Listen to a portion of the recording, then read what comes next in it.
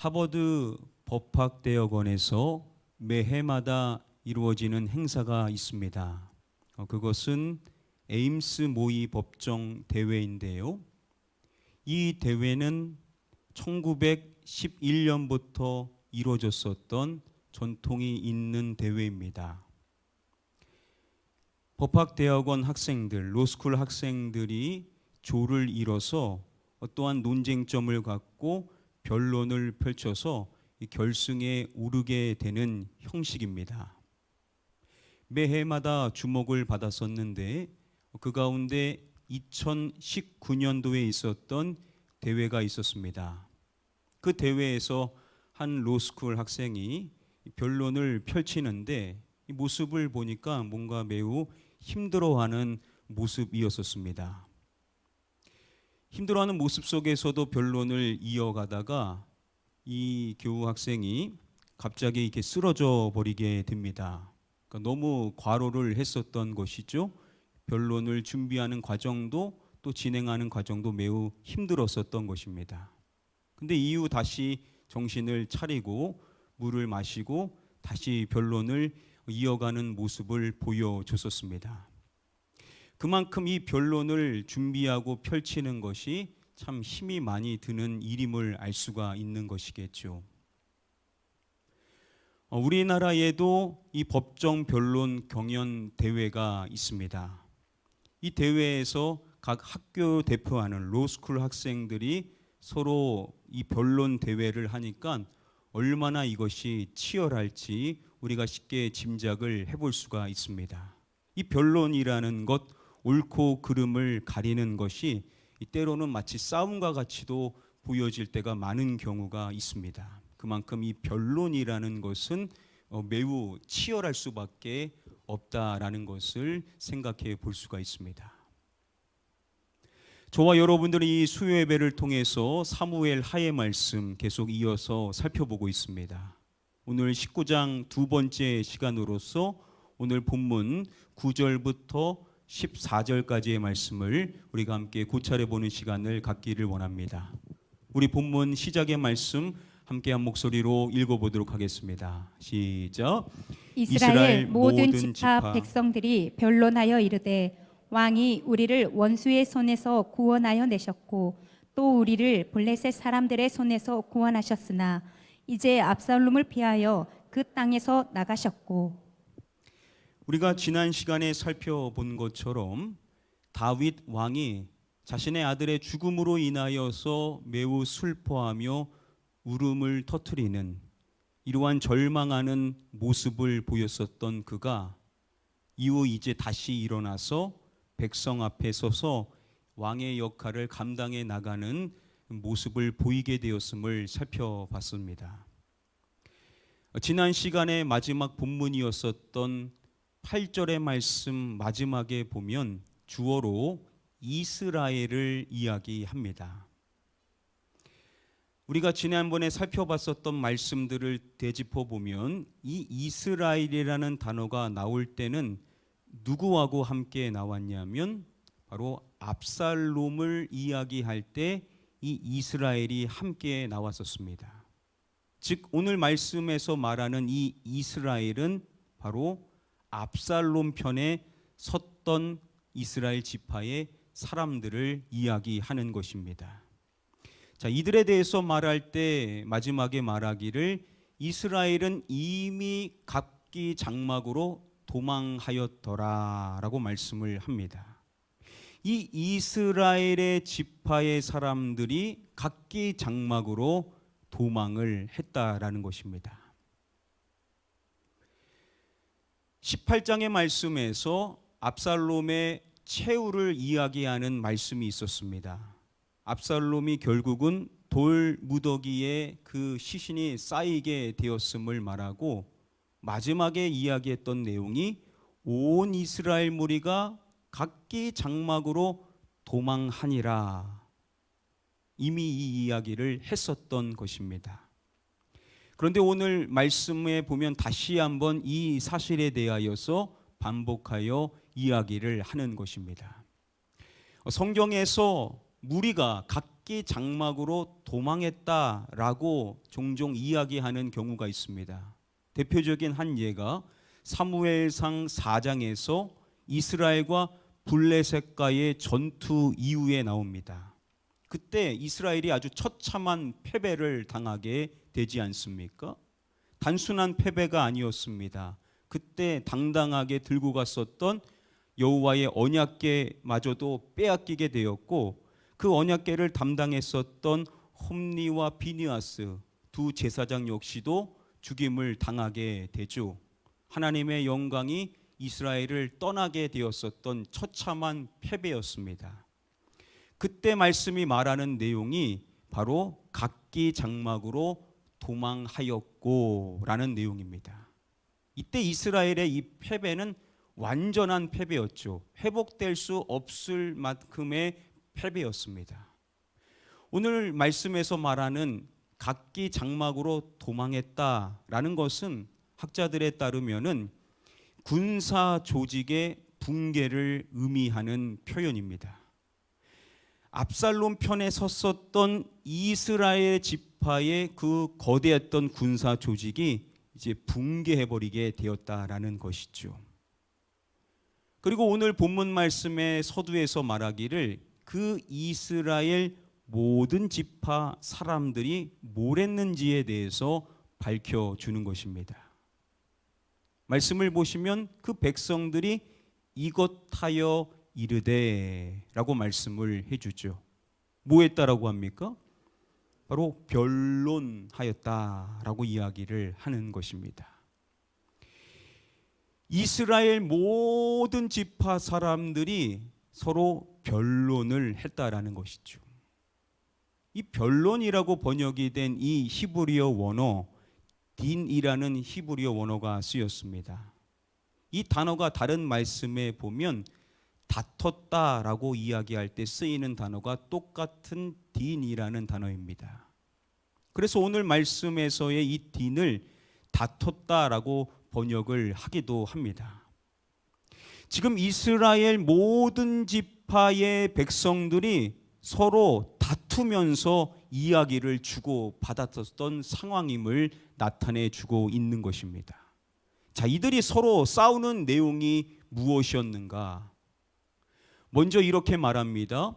왕이 우리를 원수의 손에서 구원하여 내셨고 또 우리를 블레셋 사람들의 손에서 구원하셨으니. 자, 여러분 여기서 말하는 왕은 누구겠습니까? 바로 다윗을 이야기하는 것입니다. 다윗이 우리를 원수의 손에서 구원해 내셨고 특히 우리를 블레셋 사람들의 손에서 구원해 내셨었던 왕이지 않느냐. 과거의 이야기를 지금 끄집어냄으로써 다윗에 대하여서 이야기를 한다라는 것은 지금 이스라엘의 지파 사람들 가운데 일부 사람들이 이제는 우리가 다시 다윗에게로 돌아서야 된다라는 것에 대하여서 이야기를 하는 의견이 있었음을 나타내 주는 것입니다. 자, 그런데 변론이라는 것은 지금 치고받는 거 아닙니까? 한쪽만의 주장이 있는 것이 아닌 것입니다. 이어지는 내용을 보면 이제 압살롬을 피하여 그 땅에서 나가셨고, 여기서 이 나갔다라는 이 표현은 도망갔다라는 의미입니다. 다윗이 압살롬의 반역의 이야기를 듣고 그때 자신의 사람들에게 뭐라고 말했냐면 도망가자. 이 단어하고 지금 여기서 쓰인 단어가 똑같은 단어입니다. 그래서 예루살렘을 버리고 이제 도망가는 거 아닙니까? 지금 이스라엘 지파 사람들 가운데 다윗이 누구냐? 압살롬 피하여서 도망갔던 사람 아니냐라고 이야기를 한 것입니다. 자, 여기서 그 땅이라고 표현을 하죠. 이 그 땅이라는 것은 하나님께서 이스라엘에게 기업으로 주신 땅이라는 표현으로 볼 수가 있습니다. 그런데 다윗이 그 땅을 버리고 가지 않았냐? 도망자 아니냐라고 이야기를 한다라는 것은 이스라엘의 지파 사람들 가운데 여전히 다윗에 대하여 거부 반응을 갖고 있었던 사람들도 있었음을 나타내 주는 것입니다. 그리고 이어지는 말씀에 또 이렇게 말합니다. 우리가 기름을 부어 우리를 다스리게 한 누구를 말하죠? 바로 압살롬을 말합니다. 자신들이 기름을 부어서 우리를 다스리게 한 왕이 누구냐? 압살롬이지 않느냐라고 이야기를 하는 것입니다. 그러니까 지금 이스라엘 그 모든 지파 사람들 가운데 여전히 압살롬 편에 서고자 하는 그러한 사람들이 있었다는 것이죠. 그런데 문제가 뭡니까? 이어지는 말씀이 말하는 것처럼 결국 그 압살롬이 싸움에서 목숨을 잃게 되었었던 상황인 것입니다. 이제 그는 더 이상 있지 않은 것이죠. 이상의 내용을 정리해 보면요, 지금 이스라엘 지파 사이에서 변론이 있었던 것입니다. 그 변론의 쟁점은 뭐냐? 다윗을 다시 우리가 영접할 것인가? 영접하자라는 찬성파가 있는가 반면에 아니다, 다윗을 영접하면 안 된다, 반대파가 있었었던 것이죠. 이렇게 두 무리로 갈라지면서 서로 싸웠던 것입니다. 찬성파는 뭘 말하냐? 옛날을 좀 생각해봐라. 다윗이 우리에게 해줬었던 일들을 봐라. 그는 우리를 구원해줬었던 왕이 아니냐라는 이야기를 하면서 찬성을 표하는 것이죠. 그랬더니 반대파 사람들은 뭘 말하냐? 결국 그는 그 땅을 버리고 도망했었던 사람이 아니냐, 도망자가 아니냐라고 반대 의견을 표명하는 것입니다. 그러면서 반대파가 말하는 것이 우리가 기름을 부었었던 왕은 압살롬이지 않느냐라고 이야기를 하는 것입니다. 그랬더니 이제 찬성파가 말하는 것이 그러면 뭐하냐, 이제 그는 이 세상에 없지 않느냐라고 이야기를 한 것이죠. 이렇게 찬성파와 반대파가 서로 변론을 펼치면서 싸우는 과정 가운데 있었던 것입니다. 자, 그러면 결국 이 두 파 가운데 누구 쪽이 우세하게 되냐? 다시금 말씀을 보면 압살롬은 싸움에서 죽었거늘이라고 말하고 마지막에 말합니다. 이제 너희가 어찌하여 왕을 도로 모셔올 일에 잠잠하고 있느냐? 너희가 어찌하여 왕, 여기서 왕은 누구죠? 다윗을 말하는 겁니다. 다윗을 도로 모셔오는 일에 잠잠하고 있느냐라고 이야기가 맺어지고 있다라는 것은 결국은 다윗을 다시 영접하자라는 이 찬성파가 우세하게 되었고, 이 찬성파가 결국은 승리하게 되었다라는 것을 나타내 주는 것으로 볼 수가 있습니다. 자, 이제 이스라엘의 모든 지파 사람들은 좋든 싫든 결국은 다윗 편에 서야만 하는 상황에 있게 된 것이죠. 물론 변론을 펼쳤기 때문에 그 가운데는 여전히 내키지 않는 사람들도 있었을 것입니다. 그러나 이제 공식적으로 그들은 누구를 영접하고자 하느냐? 다윗을 영접하고자 하는 공식적인 의견이 세워지게 되었었던 것입니다. 자, 이게 이스라엘 모든 지파 가운데 생기게 된 결론인 것인데요. 쟁점은 여기서 끝나지를 않습니다. 이어지는 내용을 보면 이렇게 말씀을 합니다. 함께 이어지는 본문 말씀 한 목소리로 읽어보겠습니다. 시작. 다윗 왕이 사독과 아비아달 두 제사장에게 소식을 전하여 이르되 너희는 유다 장로들에게 말하여 이르기를 왕의 말씀이 온 이스라엘이 왕을 왕궁으로 도로 모셔오자 하는 말이 왕께 들렸거늘 너희는 어찌하여 왕을 궁으로 모시는 일에 나중이 되느냐. 자, 우리가 살펴본 것처럼 이스라엘 지금 다른 지파들은요, 공식적으로 다윗을 영접하기로 결론을 맺었던 것입니다. 자, 그런데 이스라엘은 총 12지파라고 말할 수가 있는데 이 12지파 가운데 지금 가장 곤란한 지파가 한 지파가 있습니다. 누구겠습니까? 유다 지파가 지금 곤란한 상황 속에 있습니다. 유다 지파는 어떤 지파입니까? 최초 다른 지파들은 인정하지 않았지만 자신들만의 왕으로 세웠었던 사람이 누구죠? 바로 다윗을 유다 족속의 왕으로 최초 세웠었던 사람들이 유다 지파 사람들입니다. 나머지 지파는 인정하지를 않았었죠. 유다 지파만의 왕으로 헤브론에서 다윗을 왕으로 최초 세웠었던 유다 지파의 고륙인 지파입니다. 바로 다윗의 가족인 것이죠.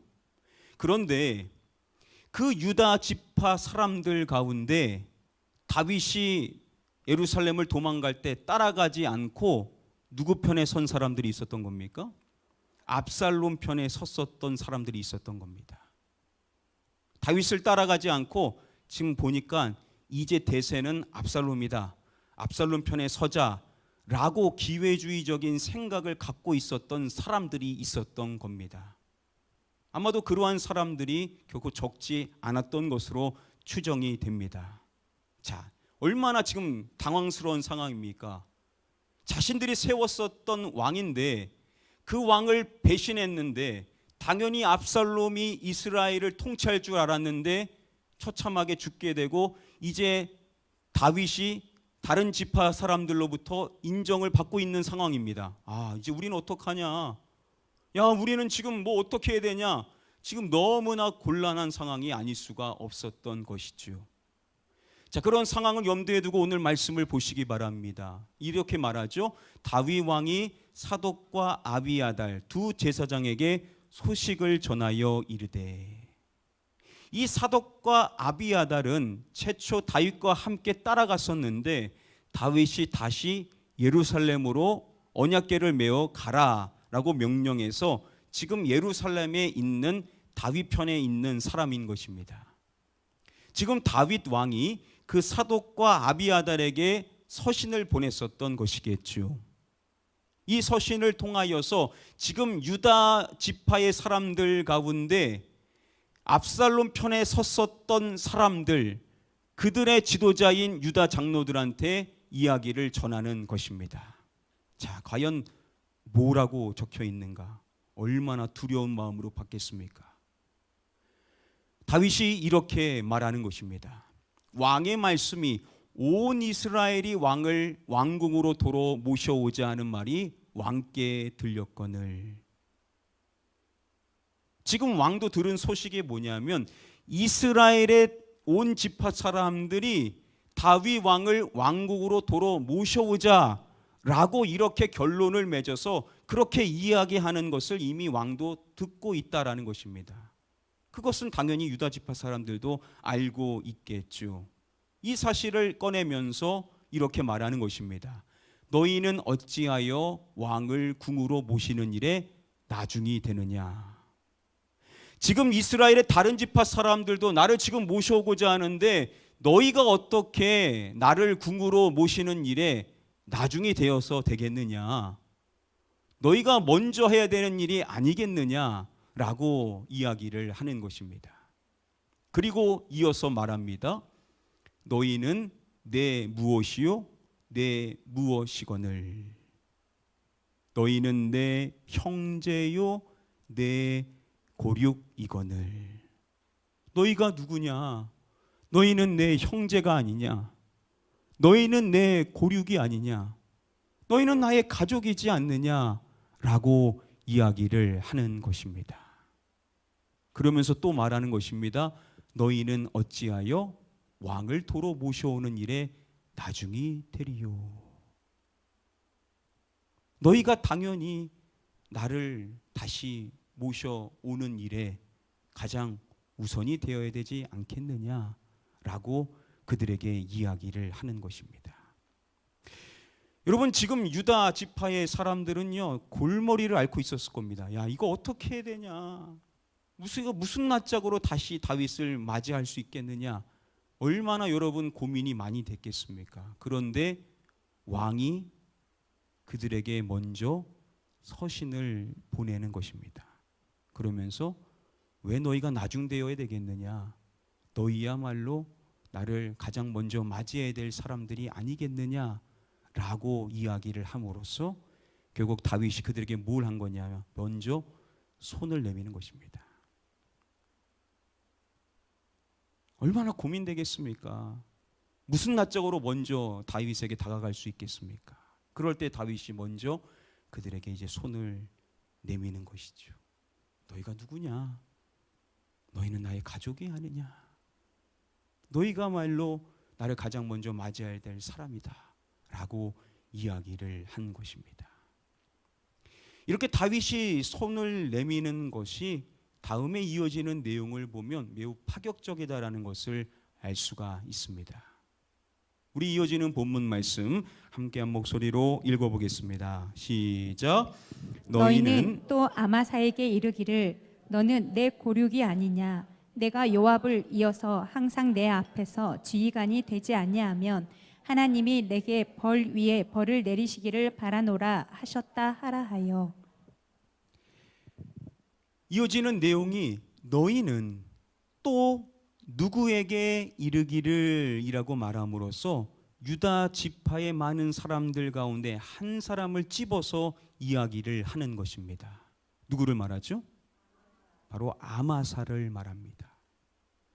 다윗이 한 사람 아마사를 꼭 집어서 그에게 이야기를 전하도록 했었던 것입니다. 여러분, 이 아마사는 누구냐면 다윗의 조카입니다. 그런데 이 다윗의 조카였었던 아마사가 누구 편에 섰었죠? 바로 압살롬 편에 섰는데 그냥 편에 선 정도가 아니라 압살롬의 군 지휘관 역할을 했었던 사람이 바로 이 아마사입니다. 아마사는 바로 원수의 편에 서되 최전방에 섰었던 압살롬의 군 지휘관인 겁니다. 가장 먼저 앞에 서서 싸움을 진두지휘했었던 사람이라는 것이죠. 그러면 이 사람이야말로 다윗을 가장 먼저 죽이려고 했었던 사람으로 볼 수가 있는 것입니다. 자, 그러한 사람에게 다윗이 이야기하는 것입니다. 너는 내 고륙이 아니냐. 아마사에게 다윗이 말하는 겁니다. 네가 누구냐? 너 내 가족이 아니냐. 다윗이 한 사람을 딱 집어서 말하는 겁니다. 너는 나와 한 형제가 아니냐. 이렇게 아마사에게 이야기를 전하는 것입니다. 그리고 이어서 이렇게 말합니다. 네가 항상 내 앞에서 지휘관이 되지 아니하면 누구가 내게 벌 위에 벌을 내리시기를 바라노라 라고 이야기를 합니다. 누구를 다윗이 말하죠? 하나님이라고 말합니다. 네가 항상 내 앞에서 지휘관이 되지 아니하면 하나님께서 내게 벌 위에 벌을 내리시기를 바라노라. 아마사를 자신의 지휘관으로 세우는데 이거를 하나님의 이름을 말하면서 만일 자신이 그렇게 하지 않는다라고 한다면 하나님께로부터 벌 위에 벌을 달게 받겠다라고 아주 단호하게 이야기를 하는 것입니다. 적의 최전방 진두지휘에 썼던 압살롬의 군 지휘관인데 다른 사람들은 그냥 용납해줘도 본보기로 이러한 사람은 처단해야 할 것인데 다윗은 어떻게 하냐면 그를 자신의 지휘관 역할을 하는 자로 세우겠다라고 아주 파격적인 등용을 하는 것을 볼 수가 있습니다. 이게 놀라운 일이 아닐 수가 없겠죠. 자, 이렇게 다윗이 유다 지파를 향하여서 보냈었던 이 이야기를 유다 지파의 사람들이 듣게 되었었을 때 이제 결론이 무엇인지를 오늘 이어지는 말씀이 밝혀주는 것입니다. 이렇게 말씀합니다. 모든 유다 사람들의 마음을 무엇같이 기울게 하매라고 말씀합니다. 마음을 무엇같이라고 하죠? 하나같이. 모든 유다 사람들의 마음이 하나같이 기울게 되었다는 겁니다. 누구께 기울게 된 거죠? 다윗을 향하여 기울게 된 것입니다. 모든 지파 사람들의 마음이 다윗을 향하게 되었다라고 한 것도 대단한 것이지만 유다 지파의 사람들, 정말 곤란했었을 터인데 그 유다 지파의 사람들이 이제 하나와 같이 다윗을 향하게 되었음을 이야기합니다. 그리고 말씀이 말합니다. 그들이 왕께 정가를 보내어 이르되. 자, 이들이 이제 다윗에게 답신을 보내는 것이죠. 자, 다윗이 이제 유다 지파 사람들의 결론에 대한, 그들이 어떻게 결론을 맺었는지에 대한 이제 서신을 받게 되는 것입니다. 자, 그들이 마지막으로 이렇게 말하는 것입니다. 당신께서는 모든 부하들과 더불어 돌아오소서. 당신께서는 당신의 모든 부하들을 다 데리고 다시 돌아오십시오 라고 유다 지파 사람들이 다윗에게 이야기를 하는 것입니다. 자, 이렇게 해서 이제 다윗이 이제 돌아오게 되는 이야기가 이어지는 내용에서 나오게 됩니다. 유명한 작가인 생텍쥐베리의 작품인 어린 왕자라는 유명한 작품이 있죠. 그 동화를 보면요, 세상에서 가장 어려운 일이 무엇인지에 대해서 이야기하는 대사가 있습니다. 세상에서 가장 어려운 일, 그것은 사람의 마음을 얻는 일임을 이야기를 합니다. 세상에서 가장 어려운 일, 다른 일들도 있겠지만 사람의 마음을 얻는 일이야말로 가장 어려운 일이다라고 이야기를 합니다. 그렇죠, 여러분? 억지로 한다고 여러분 됩니까? 사람의 마음이라는 것은요, 돈을 줘도 얻을 수 없는 것이 사람의 마음이죠. 겉으로는 그런 척 할 수 있지만 진짜 마음이 그쪽에 기울게 하는 것은요, 아무리 노력해도 안 되는 것이 이 사람의 마음을 얻는 일이죠.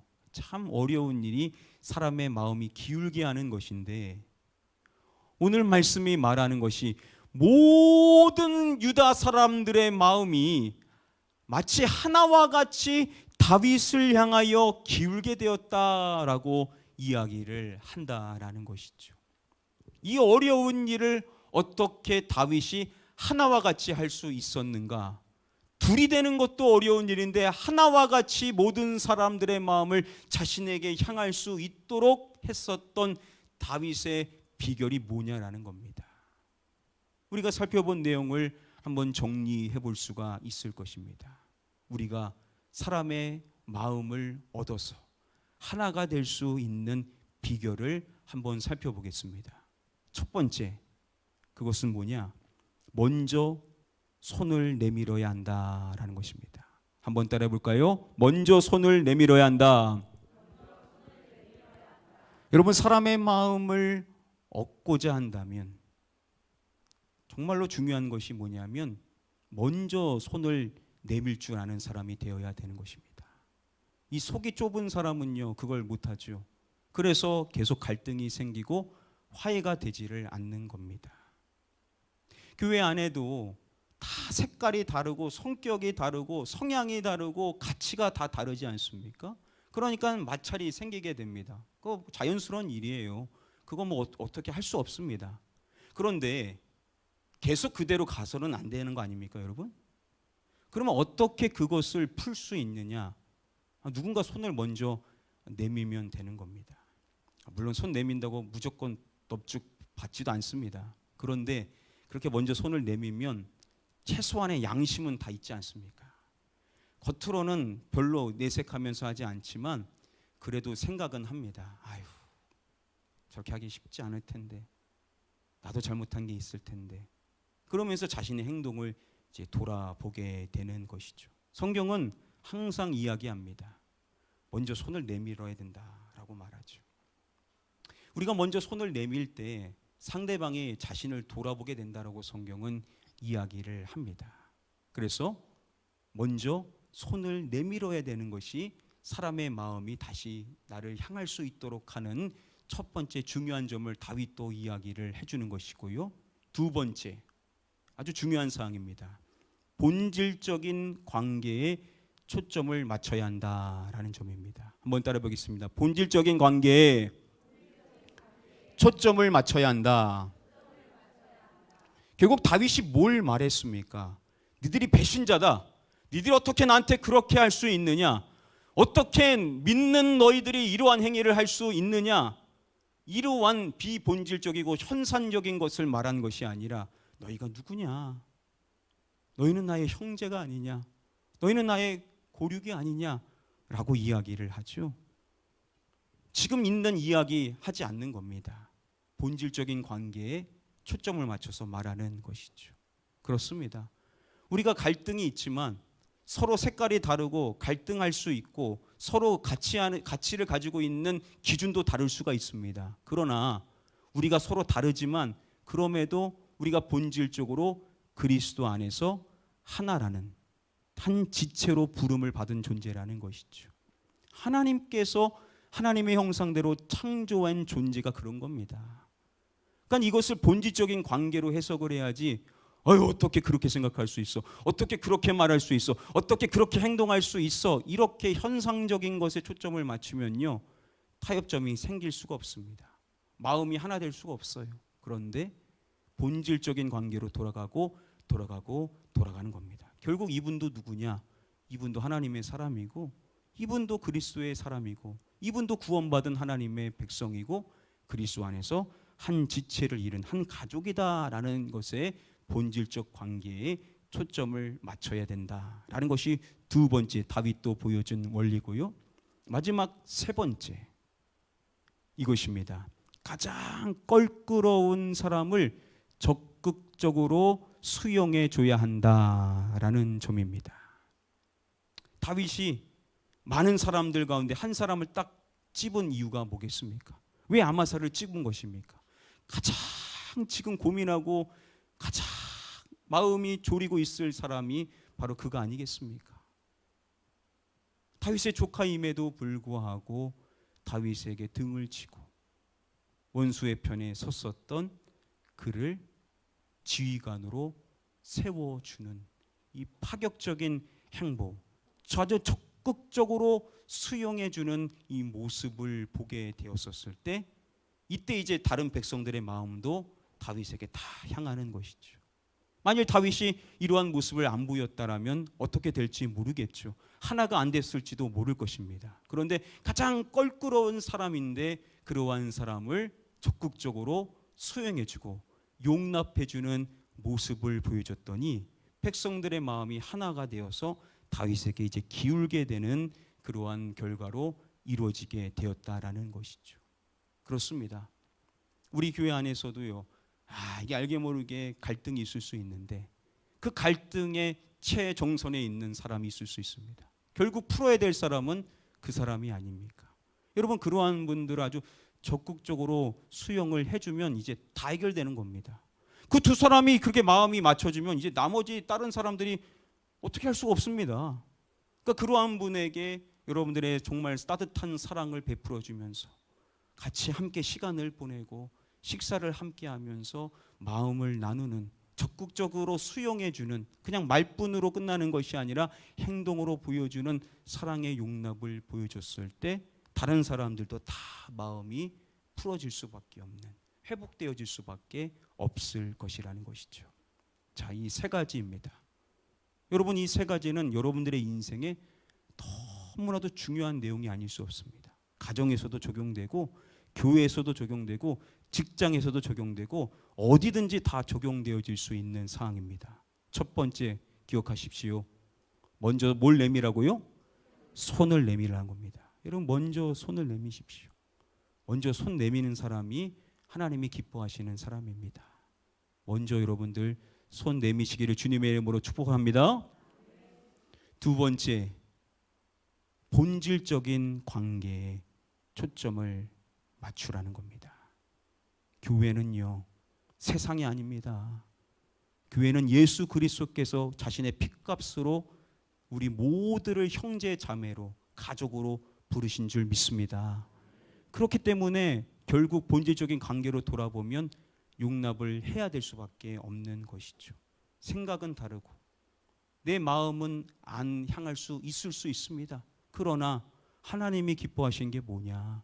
결국은 그 사람도 하나님의 사람이라면, 나의 가족이라면, 그리스도의 피값으로 한 형제 자매가 된 사람이라면 그 사람도 결국은 그의 마음에 가지고 있는 생각이 어떠하든지 간에 내가 품어야 될 사람이다 라고 생각하며 본질적인 관계로 그 사람을 바라봐야 된다라는 것이 두 번째고, 세 번째, 어떻게 보면 제일 중요합니다.